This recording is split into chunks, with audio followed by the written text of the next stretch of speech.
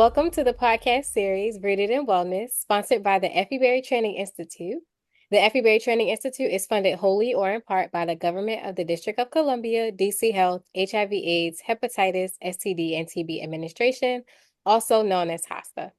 Rooted in Wellness is a podcast miniseries dedicated to exploring holistic approaches to health and well-being. Join us as we delve into topics such as trauma, HIV, mental wellness, and the social determinants of health, all with the goal of helping you cultivate a balanced and thriving life. Today's episode, Rooted in Wellness, HIV Prevention Management Strategies for Black Women, will focus on the empowerment of Black women concerning effective HIV prevention and management strategies. It will highlight innovative approaches, community-based solutions, and personal experiences that address the unique challenges faced by Black women in the realm of HIV. So now, without further ado, I will introduce our guest speakers. First, we have Ms. Leisha McKinley-Beach, author, thought leader, inspirational, strategist, trainer, and community organizer.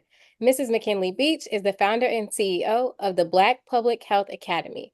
Leisha also serves as a consultant who provides training on Black health issues, including HIV, medical mistrust, racism in public health, cultural humility, and community engagement. Welcome. Thank Last but you. not least, we have Shantae Spriggs. Shantae Spriggs is a proud native of Washington, D.C. She is an active member of the community, serving in various roles for local and national organizations. In December of 2020, on World AIDS Day, she published her first book, Undetected More Than a Status, in which she shares her personal journey of living with HIV. Welcome and thank you for joining us. Thank you for having me. So I'll jumpstart the conversation. Well, I didn't introduce myself. Hi, my name is Taylor Owens. I'm a capacity building coordinator here at Health HIV, and I will be co-facilitating with Mrs. McKinley-Beach to get the conversation started. So to get us started, the first question that I will ask is what do you believe are the root causes for Black women leading new HIV diagnosis among women? Well, Taylor, let me just say that we have not fully addressed the root cause, and it should be to no one's surprise when I say racism is the root cause. And until we're willing to acknowledge racism's impact on not just HIV, but healthcare overall, and racism impact on healthcare for Black women, we will continue to see Black women leading new HIV diagnoses among women. But I do feel like that this is the opportunity, right, for us to begin to introduce more strategies on the how. How do we address racism? Shantae, would you like to add a comment? Sure. So, first of all, thank you again for having me. And, the person that's sitting beside me, I'm just honored to be here with her. And she started this conversation off and got me fired up. But when we look at the root causes for why Black women lead new HIV diagnosis, it's important to, first of all, recognize that there are multiple factors to this. When we say root, I'm thinking like a tree, and it goes several different ways. There's several roots to this. So when you look at on an individual level, there are self-concepts we have to look at, such as self-awareness, self-efficacy, self-esteem, self-worth, and those play a key role in the individual. And when these areas are undeveloped or lacked or even unknown to women, of course, it makes us more vulnerable or susceptible to certain factors. But beyond the individual, as stated before, we have got to look at the broader systemic and societal factors such as racism, and even sometimes in the healthcare and socioeconomic systems, prevention is difficult across the board. Sometimes the lack of access to care, but then you also look at when you get to care, is it culturally competent care? And so when you look at all of these different things, even on a gender-based level, like for instance, my we're Black women, but I can't leave my Black trans women or trans sisters out of this. When you look at the violence that's associated to that particular, the demographic, there's another piece. And so I look at this several factors, and I think we can't just uncompensate and look at it from one root cause. We have to start looking at it like this is not just one tree, this is a forest. And I do believe that we're starting to create more awareness around it, such as events like this, but there's definitely some work that we have to do. So to me, I think there's several root causes to this. And Shantae, I am so glad that you brought our trans sisters into this space. I think that it is critical. I often use a term that talks about women in all of our diversity, and that's anybody who identifies as femme or as a woman. That we want them to know that they are not left out of this conversation. So thank you for uplifting that. Absolutely. We're in this together. Oh yes. Speaking of together, now, Taylor, we have this amazing opportunity as Black women to hold this conversation. So we're not gonna let you just ask questions, right? Right, Shantae, we want you to be responding as well. And I want to talk about a term that younger women have been uplifting, and I want to hear from you if you believe that this is the correct term that we should be identifying Black women as, and that is resilience. And and could it be, I'm not gonna just give you the easy way out. I want you to talk about what resilience means to you. And could it be that what we really trying to say is it's equity that Black women need? Yeah, I would agree. And it's crazy that you made me start out with this question because I'm fresh out of college, so when I was applying, and I was in high school, I was like, "Oh, I'm resilient. Like I've been through a lot and I never allowed for, my circumstances to keep me down or make me feel like I didn't have access to the resources that everybody else did. I just went out and I found them on my own, right? But that was from growing up in Baltimore and seeing that I did not want to be like what they made my community out to be. And I knew that that was not the case. So I wouldn't necessarily say that resilience is bad, but I do believe that equity is where we would want to place ourselves. And I say that because I feel like resilience is more of focusing on how well individuals can bounce back from the adversity, but then it places the burden on the person, right?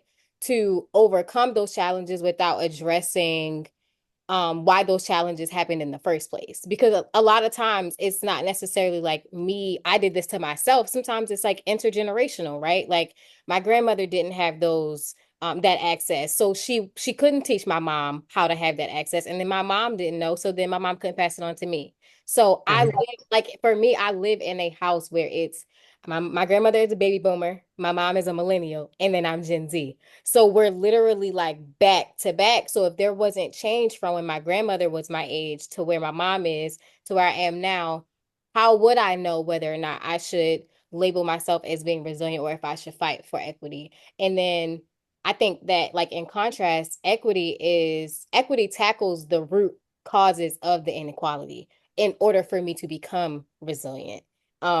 And I hope that makes sense to the people that are watching and are listening, right?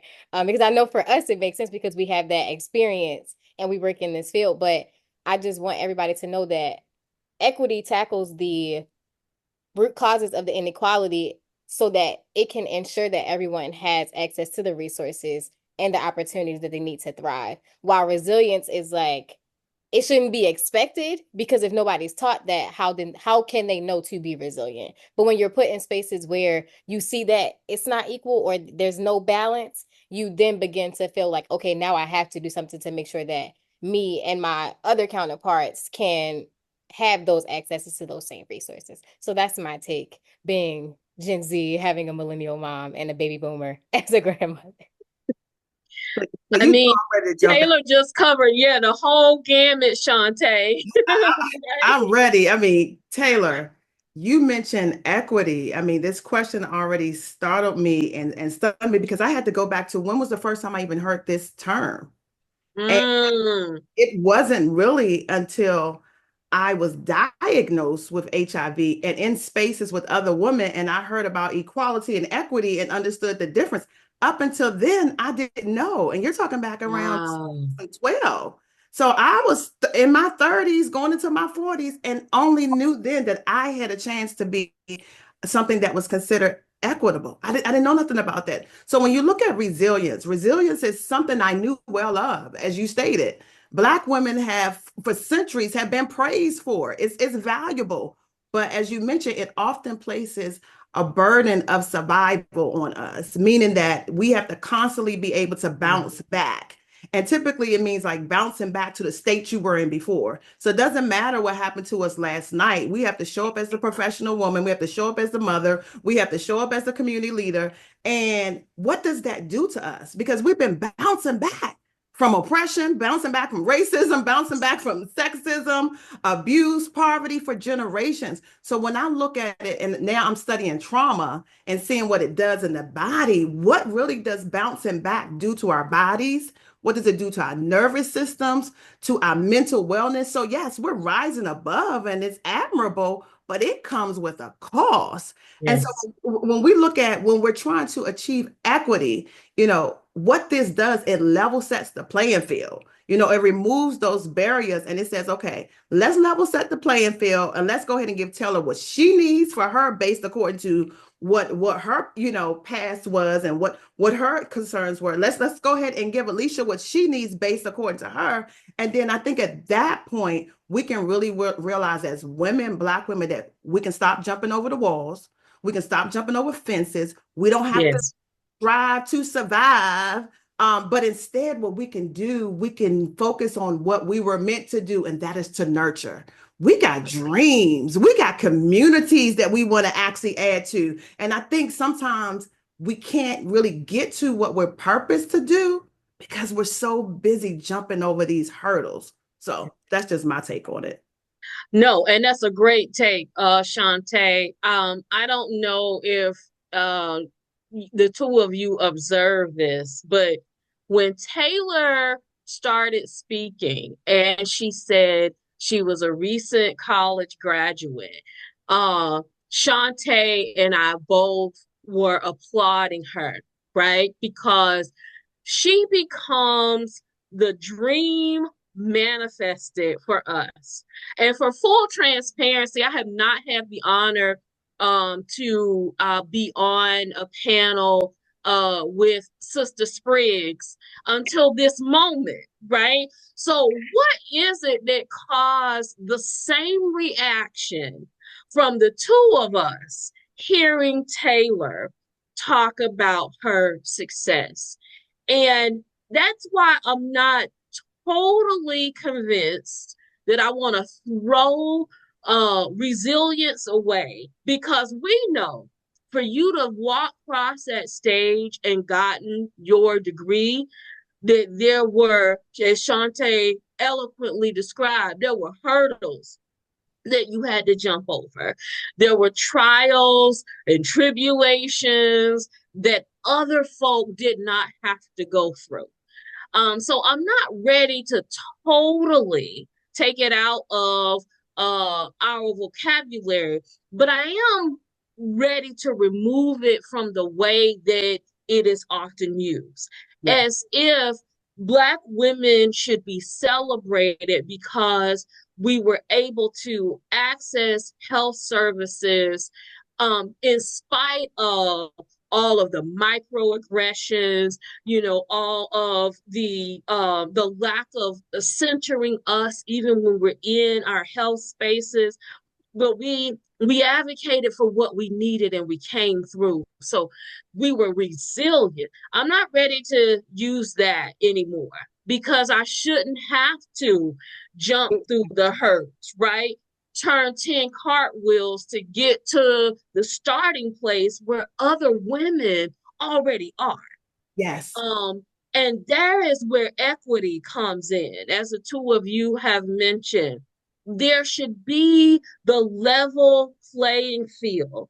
Unfortunately, there's so many obstacles before I even open the door to the medical home that other folks don't have to face. So Yep. And just a last, my last little quick nugget, my last little quick nugget Good. is, I think that as if I could give one piece of advice to another young person, right? I think that, or just period, I think that don't equate resilience to survival. I think that's also the that's good. I think that's what it is. I think that when we say we're resilient, it's because we're saying I survived. When Shantae said it, it's not that we're survived. We have places we want to go. So I think that once you separate the two or you take away that survival piece from resilience, then we can get to the place where we can use equity first and then resilient. Because if you think about it, equity comes first in the alphabet. Resilience is at the end. So if anything, you should be pulling your resilience from your equity, not your equity from your resilience. But I'm done. That's I'm it. already ready, Shantae, to sign up for her own webinar on just Listen, that, because listen, that is very powerful. listen, I will help you. I will help you. But I got one more piece too, just one more piece. That, and I'm like, why did you start this, Taylor? You know, I love you. Why did you start this? But no, when we look at resilience, I'm thinking about, okay, because there's some times in my life when I really looked at the word and looked at the fact that it means to bounce back to original state. I may not really want to go back to that original state. Mm. Also, I had to look at every circumstance and situation. Shantae does not need to bounce back. But what I do need to do is come back. And so now Mm. I've been learning to separate the two, that there are some situations that hit me that I can't be resilient in. I can't bounce back. Because if I take my time and I come back, my comeback may be better than what I was before. So now I've learned to discern, okay, I need to take a pause. I need to get some other resources. Let me get some other support. Let me check in with my therapist, because if I bounce back too quick, I'm missing some things. My body is missing going through certain changes that it needs to. And at 50, listen, I listen to my body. Just saying, I just turned 50. I listen to it now. But go ahead, Leisha. We're going to turn it to you. I had to say that. Everything ain't meant for me to bounce back to, because I may miss something. All I know is I'll sign up for that webinar as well. Is it the comeback or is it the bounce back? And recognize the difference, because you are right. It's some things I don't want to, I don't want to bounce back from, or I mean, I don't want to come back to. There's some things I want to be pushed forward into, because I don't want to keep staying in the same state. Excellent. Y'all, we are so off our little script, but I love it. I don't even know what's next, Taylor. What's the next question? Okay, so our next question is, can you share some of the most significant societal and cultural barriers that you feel Black women face when it comes to HIV prevention and management? And then there's a second part. How can healthcare providers better address these challenges? Hmm. That's a deep question. I'm gonna let y'all take that first. I'll add my nuggets at the end.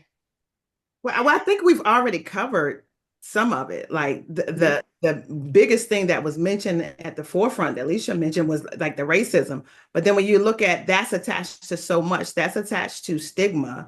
It's attached to implicit biases. And so when I look at even the way women are judged, Yes. women are judged and shamed for their sexual outcomes, especially if a woman is diagnosed with HIV versus like a boy, or someone that identifies as male. If they're patted on the back for their sexual behaviors, they're like, how many you get? Whereas with us, Right. we want a little pleasure too.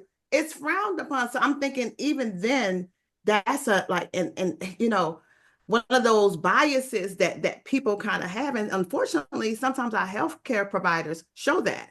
And so I think Yes. look at making sure that as I mentioned before, that the staff is culturally competent and keeping away their biases.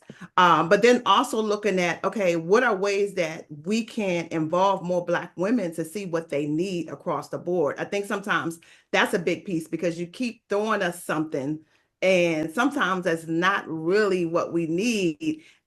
Sometimes in a doctor's, I'm thinking about my doctor's visit, it may be 15 minutes if they give me 15 minutes.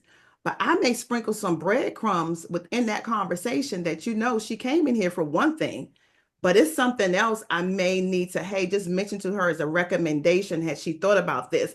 So I would just say, just listen to what we're saying, because we want to be heard, but just sometimes we're not coming out all rah rah loud with it. But you got to be responsive to those little things that we're not really saying, but that we're saying. Dante, I think that is an excellent point. Many of us have grown up in environments where we don't talk openly about sexual health. We don't talk openly about sex, period. And so, as a provider, there has to be a way, whether it is the assessment tool or whether it is what you said, you're picking up on some of the comments that Black women are making while they have you for that 10 minutes or 15 minutes. If you got 15 minutes, you're doing great. That you can help navigate the conversation. Unfortunately, what happens is before you start encountering and understanding my needs, that there are some biases and some judgments that have been made just based on my physical appearance, right? And so we see with younger Black women, there's a perception of just being over sexualized, right? And I already know that this person and had 20 partners and they need this. And if she has had 20 partners and that's just a part of her sexual experience, can we talk about that without coming from a place of judgment and talk about that coming from a place of sexual health? How is she able to continue to maintain and be supported as she's navigating through her sexual activities with the partners that she has? And it sounds like you just entered into the 50 club. Welcome. Welcome. I am a proud carrying AARP card member. Ain't no shame in my game because I've made it. Yes, but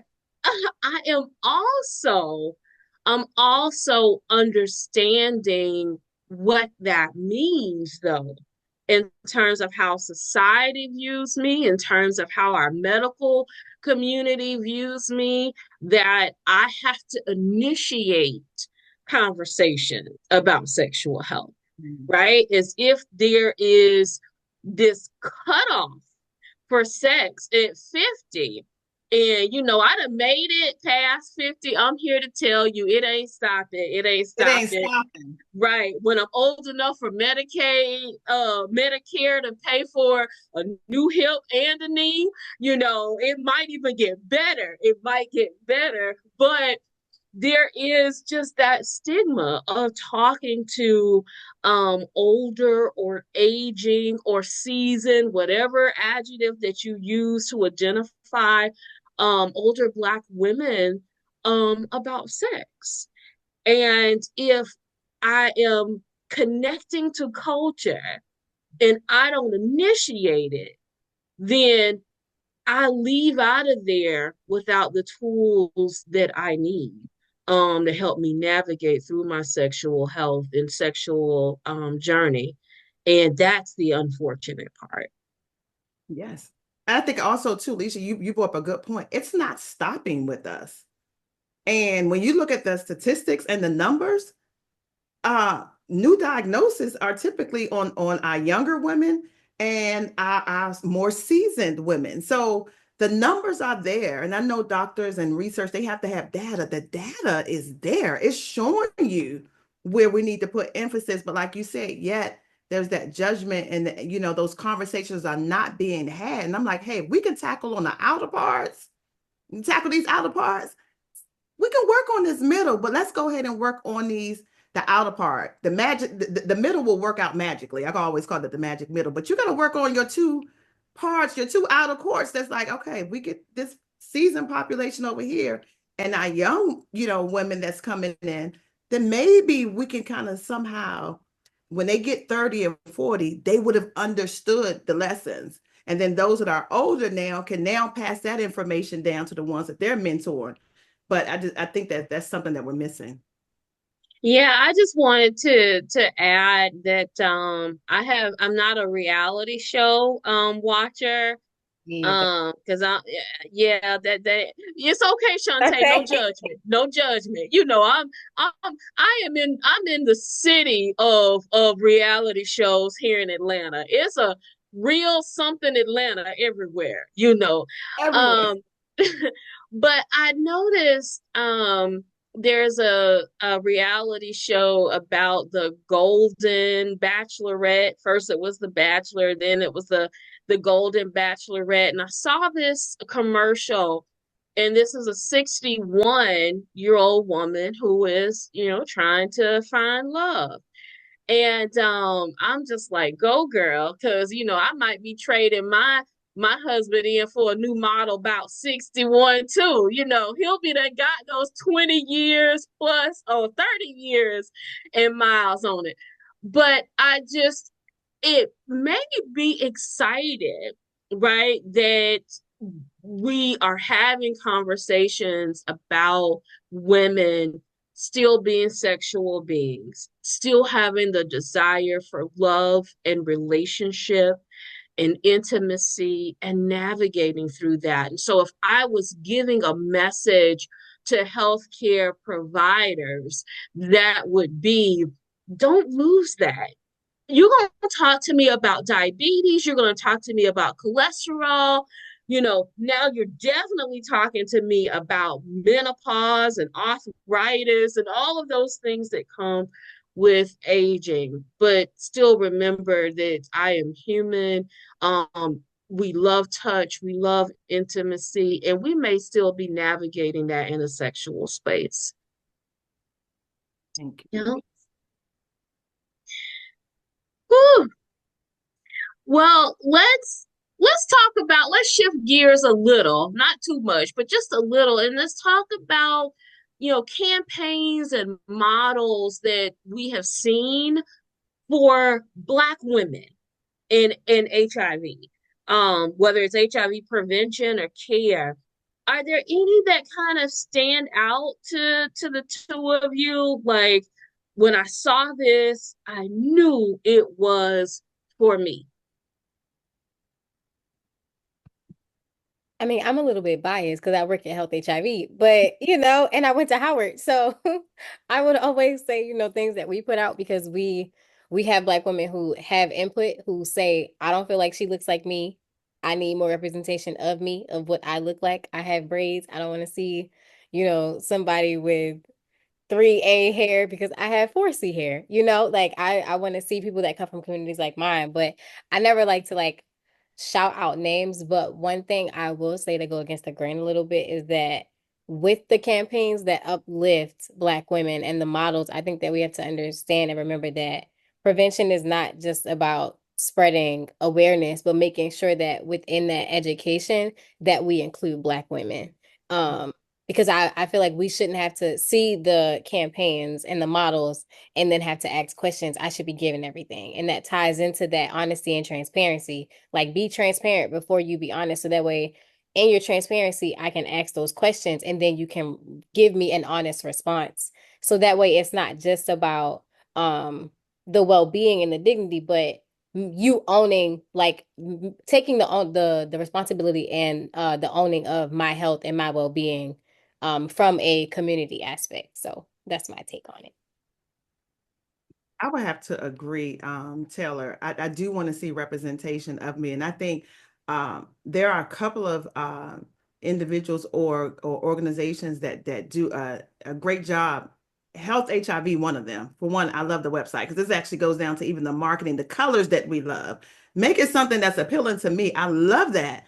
Also, when I look at like campaigns such as like the ones that Sister Love, which I know, Leisha, you're down in Atlanta, you gotta look at they created their organization for Black women, and it was created by Black women, and they're the oldest reproductive justice nonprofit in the Southeast.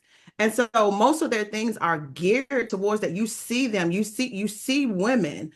Not only that, I'm thinking about there's another one that I'm thinking about initiatives.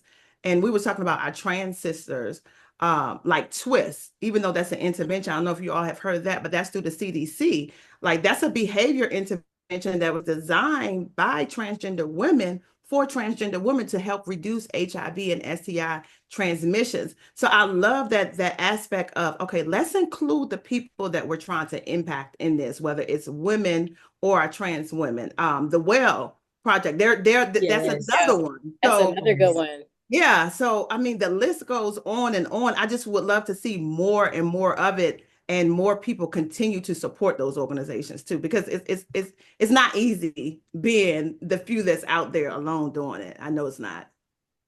So we have had a shout out to the Well Project, a shout out Uh, to Sister Love and Dazon, an Yeah. organization near and dear to me. Okay. I'm also going to shout out a project from the state of Florida. It actually was a design from the Florida Department of Health called Sistas Organizing to Survive. And that project was focused on raising awareness of Black women in the state of Florida, learning their HIV status. And the common theme to like all of these successful projects that we've mentioned so far, these were projects that were created by Black women for Black women.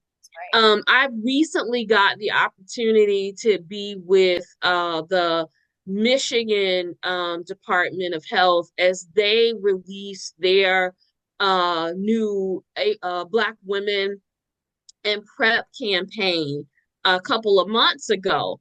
And Taylor, I'm gonna give you a pass if you don't get this one right. Shantae, you gotta get this one right. Okay. Now let me tell you the name. I'm The scared. name of their program, they took a CDC campaign and they adapted it to make it relevant to the state of Michigan, specifically Detroit. That's y'all first clue. Specifically Detroit. And they named it Mahogany Blue. Now I'm going to give you the last part. The blue, of course, being the color of the first oral medication that we had for PrEP. Mahogany. Why did the Michigan Department of Health, that's located in Detroit, choose to name it Mahogany? I'm thinking Diana Ross. That's all I'm thinking of is Diana Ross. Hey! Upside down, you're turning me. You're giving up. That's what I'm thinking. Yes. Yes, that's all I could think of.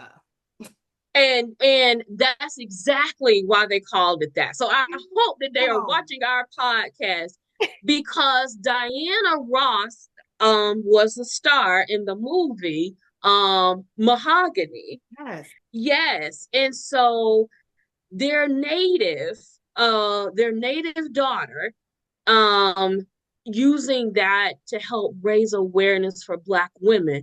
Why? So then when people saw that name, they might not have understood the blue, but they understood that the mahogany was a representation of their born and raised local queen, Diana Ross. And so who would do that other than other Black women? I love the marketing aspect. Like that goes back to what we're saying. That took not just coming up with a program and saying, let's slap in a title on it, but let's really pull out some key elements of this city. Let's bring in some key women that were like iconic to women, that gave women hope. I mean, because the fashion she wore in that, the good Oh garments my. she wore in Mahogany. And don't talk about Lady Sing the Blues. But anyway, I'm just saying, like, the marketing strategy on that, like, that's what I like to hear. Allowing us to be meaningfully involved. And I can Yes. tell that there had to been some Black women involved in that planning. I love that. Absolutely, absolutely. And I just told them, if you get Diana Ross to come for like World Days Day or Women and Girls Day, I'm coming. Forget what's going on in the South. I'm coming. I just want to be in the presence. Yes. So can you imagine her and her daughter, Tracy Ellis Ross? Oh yeah. Yeah. Because we can go ahead and tag in the hairpiece to that. And Girl. I'm not gonna be helping. Listen, Michigan, if you're hearing me, I'm more than welcome to be a consultant for you all for marketing. But no, like seriously, you can get mother and daughter and then talk about that aspect. And you're talking about changing a generation then. There you go. Yeah, so Michigan, it sounds like all three of us, y'all need all three of us to be at that event. I'll be in somebody's You know. suitcase. I'll be Yeah. there. I'll be in somebody's suitcase. I can fit. So let's shift gears to something that I now see being marketed as we need training for storytelling, which we know has been our way of capturing history in Black communities. But talk to our audience just about how storytelling and these personal stories and lived experience, like how that influences decision making for Black women as it relates to HIV prevention. But Shantae, I'm also going to venture out to how it relates to HIV care and sexual health as a whole. And provide, just some examples of that narrative that you have used, that either one of you have used or that you heard. And I have one about what I heard that made me get my first HIV test. But I want to hear from you about storytelling and its impact on decision making with Black women.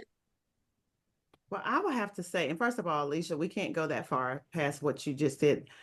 Congratulations to you for your work that you did with Michigan. That is definitely something. I definitely think sometimes as women, we don't bring out the pom-poms, but if I had my pom-poms, my virtual pom-poms, kudos to you for helping put that together. But when we look at the lived experiences, and I have to say from my aspect, when I was first diagnosed back in 2010, I hadn't heard stories. I hadn't seen Black women, and it wasn't until years later. And I remember the first time I was at a Positive Women's Network event, PWN, and there were these women just giving their stories. And I was just like, the chills that was going up my arm. And I was like, wow, this is something that not only can I do, but something I can share. And so it gave me the tenacity and the fortitude to be like, okay, no, this is something that I can do. So it kind of empowered me. But what I saw that they did, and I see that a lot of people are doing now, it's not only telling your story, but it's something else within there. So I know a Positive Women's Network, they were able to tell stories, but then it helped shape organizations and, well, rather reshape how they service individuals. So I started seeing, okay, more emphasis on mental wellness.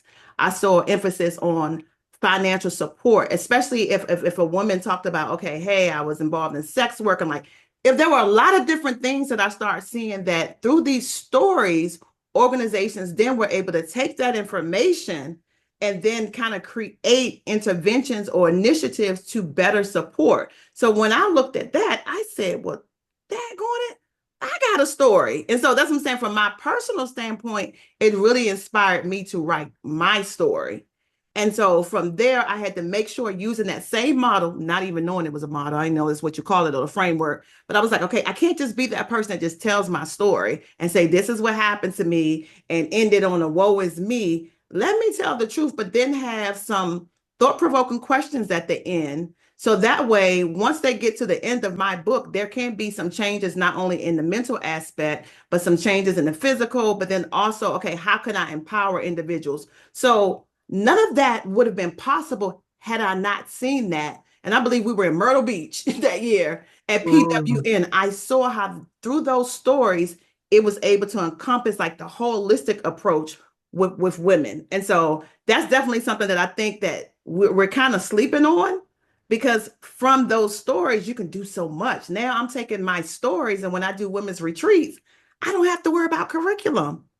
I just take my book and we just go from the questions in there. So then that's another financial way that can help me. But once again, it's still coming from what happened to me in my story. But had I not never gotten it out, I would have never been able to now see a different stream. So shout out to PWN for that.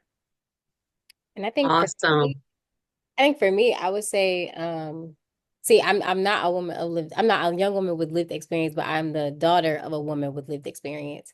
So my look shifted. So coming, from out of school, my mind is I want to work in healthcare. I want to, make the world a better place. Like that generalized uh answer that everybody gives when they write Yes. the essay to get school, get their scholarship. That was like my mindset. And then once I got into school and I started at Health HIV as an intern, my shift focus, because that's when my mom shared the news with me that she was a woman with lived experience. And I was like, okay, so now my reason why is different. Now my perspective is different. I have a reason that I want to fight for Black women. I have a reason why I want to make sure that we have that equity piece, and it's not just that resilience, like, because that's where she was fighting from. I have to survive and not I have to grow.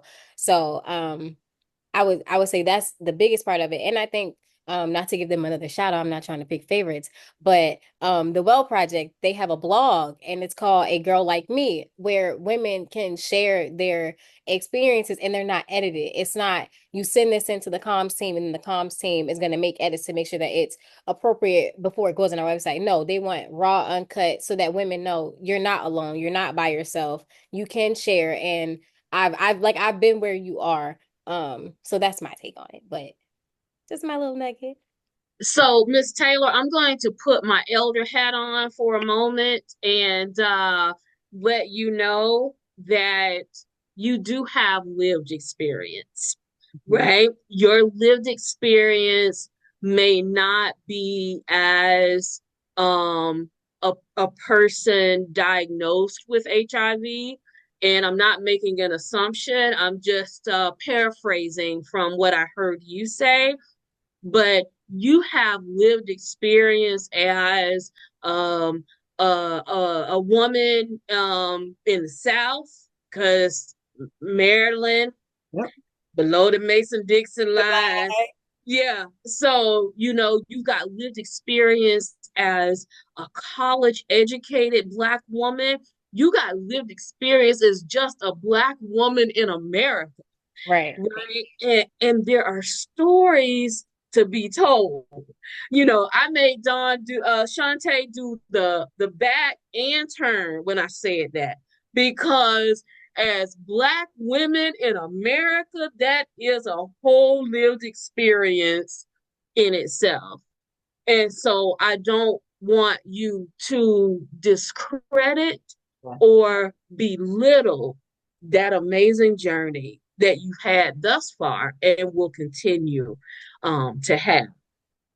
So Yeah. that was my elder moment. Thank you. That was all right, Shantae. That was the elder moment. That was good. Amazing. And I'm glad you said that, Leisha, because I think oftentimes we look at the resilience, if we go back to that, we look at the resilience of the individual that's living with, but the resilience that our children Yes. have. Like when I look at my daughter, I think is, she's 28 and my son 31, to live through that, to know that your mother is so open. What did that do to them in school? What did that do to them when it came to their sexual health? And I think, yeah, your lived experience is different, Taylor, But there's a lot that I've learned from my daughter's lived experience. And I think that sometimes we need to echo that and hey, we need to bring the kids in and honor you all, because it's a lot Yes. dealing with us. So I thank you and commend you. And I'm with you, Leisha. Yeah, don't diminish that. Don't, because Mhm. that's, and you still walked across the stage. And she still walked across the stage. Insane. Yeah. Yes. Shout myself out a little bit. I did it early too, but you know. Yes, You we ought proud. to, as Yes. you should. As you should.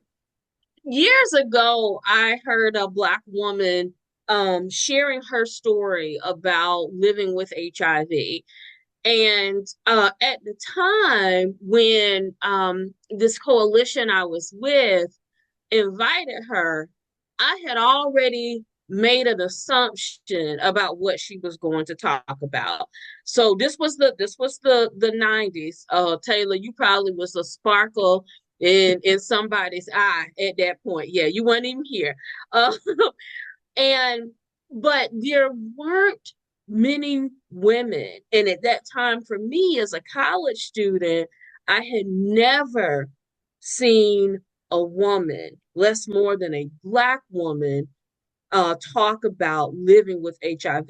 So I already assumed she was coming to talk about how her son had passed away from HIV, and she has started this support group for parents. I done made a whole narrative for this woman, right?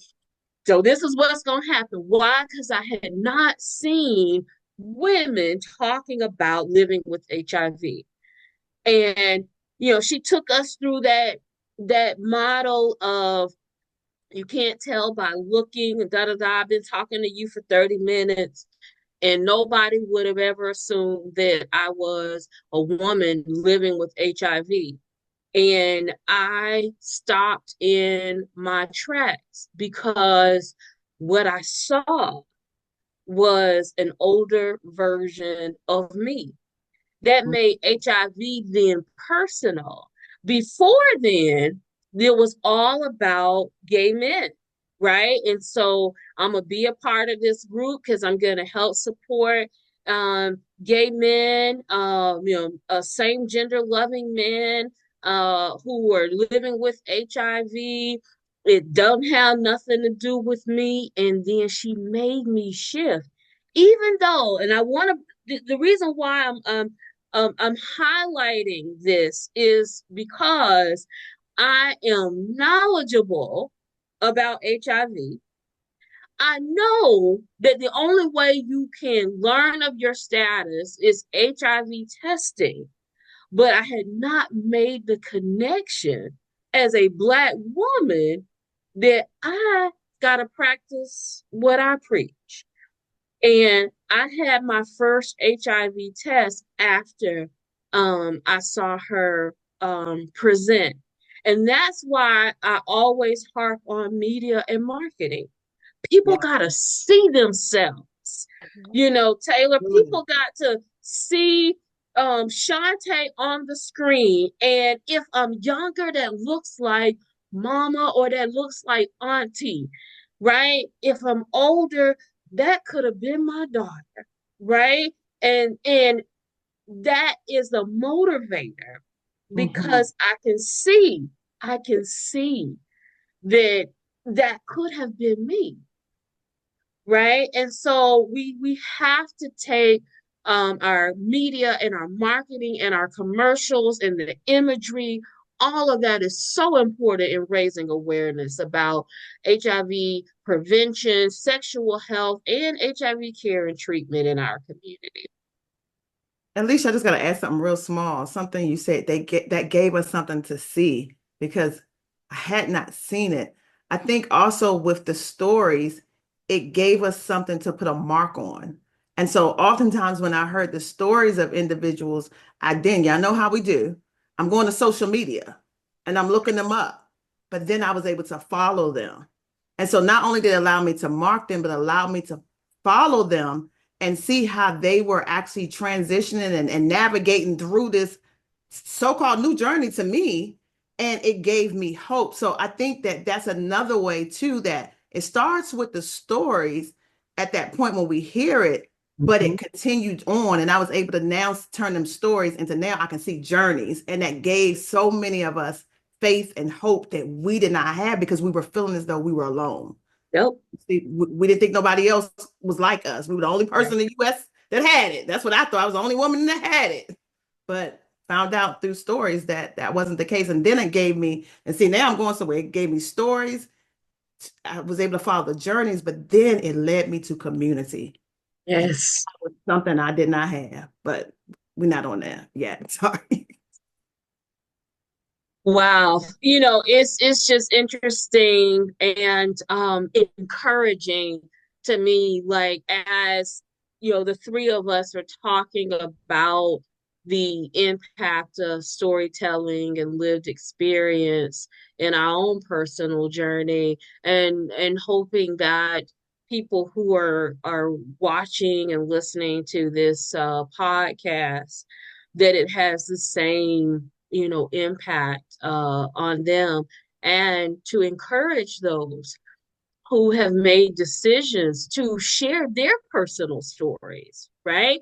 About being diagnosed with HIV, about their journeys on navigating HIV prevention, all of it. It is so important. So if you've been feeling like, well, only 3 people liked my post, only 2 people showed up to my webinar, our message to you is don't stop sharing, right? Somebody is listening. Somebody needed to see you to help navigate through their own decision making around HIV. That's good. I think I got one more question. And here's the secret. We've been answering this question since we all got together. But it's a beautiful moment for me because this is what I love to do most in HIV, and that is honor and uplift people in our community. And in this moment, our community is Black women. Who are those individuals? And you can shout out the organizations as well that you want to say thank you for keep showing up for Black women in this space. Thank you. Because even when it gets rough, you are still here. Thank you for not giving up and being strategic, so that Black women could find their voice and be our own champions, navigating this whole HIV movement. Who are those women for you? I got a list. Can I read my list? I want you to read the list. We gonna invite all those women to come on, to hear that their work has not been in vain because Taylor saw them, right? Because Shantae saw them, Leisha saw them. Okay, well, 2 of them are already here on the podcast. So if you're listening and you're watching, Shantae Spriggs, we have Leisha McKinley-Beach, we have Cecilia Chung, who is in the transgender community fighting for our Black Yes. transgender sisters. We have Vanita Ray, we have Linda Scruggs, we have Gina Brown. There's a long list, but those are like, I don't want to say my top because I don't want nobody to come get me, you know. But those are the Black women that I honor because as I've started in my journey, that's who I have like dug into, like did my research on. Because prior to the podcast, I did not know Leisha, right? And me hearing Leisha come into this podcast and in this space and being so vulnerable and transparent and sharing her expertise, it has made me do further research. And then Shantae, I've known you for quite some time now. But I called you my TT the last time we did our last engagement. I was like, I'm adopting you. You my TT now. We gonna move forward. You can't get rid of me. I'm gonna get on your nerves. Have Now, you as the face of as many engagements as I can because Black women need to see your beautiful faces. So that's my list. I'm gonna get off my list and I'm gonna pass it on to Shantae. whew, you made me tear up. I will have to say, Alicia, I had never seen you, but I knew your name. So your name, and that's another thing. People ain't got to see it sometime, but our name will precede us. That's And so right. keep doing what you're doing. Definitely you mentioned Linda Scruggs. I have a laundry list here. I have Deidre Spears Johnson from Heart to Hand. She snatched me up at while I was on Congress at AIDS Watch and said, "Who are you?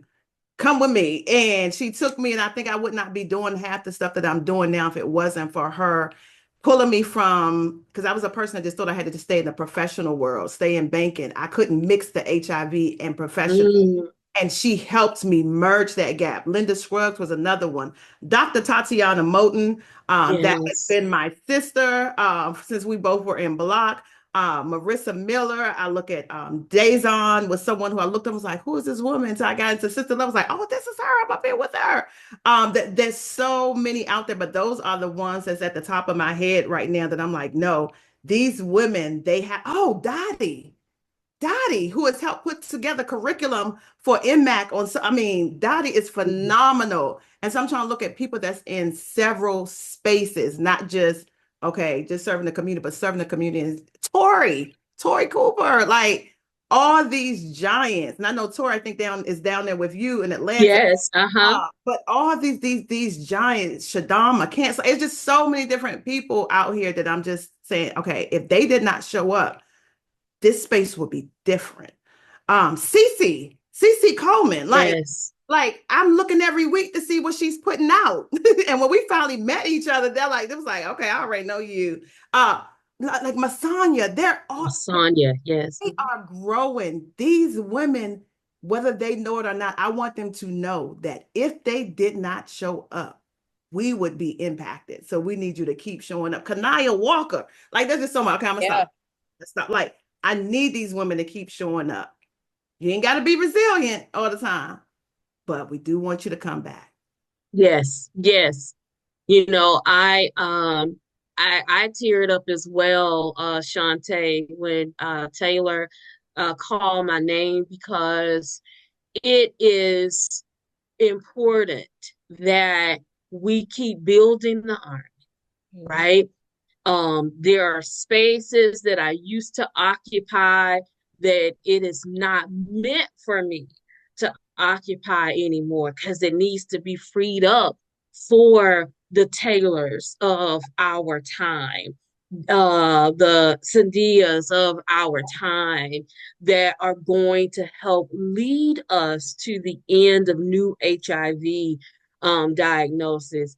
My list I had in my head, y'all have called out like practically everyone, and I kid you not, like practically everyone on my list from the Dazons to the Tories, Asanya, all of the young women who are leading the dandelion Yeah. movement of these young women who were born with HIV, right? And how they are navigating their leadership. And I'm so proud of them. The Danielle Campbell's from Los Angeles, who's a PrEP researcher, to all the women in our Atlanta Black women leaders on PrEP, to a dear friend of mine, Rania Copeland, who was the CEO of the Black AIDS Institute, now doing her own thing to keep raising this country's awareness around equity.